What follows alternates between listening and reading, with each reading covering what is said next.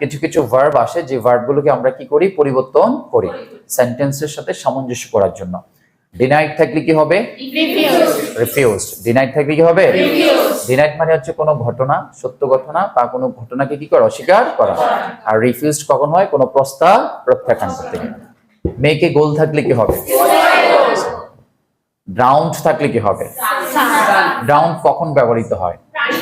কোনো প্রাণী পানিতে ডুবে যাওয়া বোঝায়। আর সিঙ্ক কখন হয়? ওকে। কাট দ্য সেন্টেন্স থাকলে কি হবে? কাট দ্য লাইন থাকলে কি হবে? Very good. The matter to the police থাকলে কি হবে? এটা বেসিকলি হচ্ছে ইনফর্ম এর ব্যবহার, ঠিক না? ইনফর্ম শব্দের অর্থ কি? জানানো। ইনফর্ম এটা নাউন ভার্ব, এটা নাউন কি হবে? ইনফরমেশন। ইনফর্মের সাথে প্রিপোজিশন কি বসে? অফ। ইনফর্মের পরে কয়টি অবজেক্টের ব্যবহার আসে? দুইটি।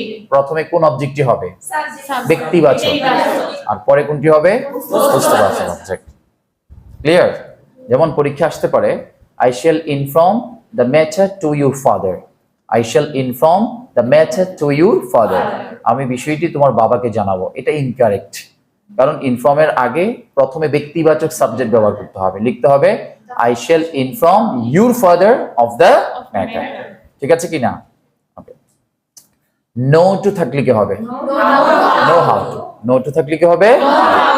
মূলত এটা হচ্ছে বাক্যের মধ্যে যখন এই শব্দটা ব্যবহার হয় তখন আমাদের কি লিখতে হয় যে কিভাবে জানে, একটু ভালোভাবে অর্থটাকে সামঞ্জস্য করার জন্য, ঠিক না?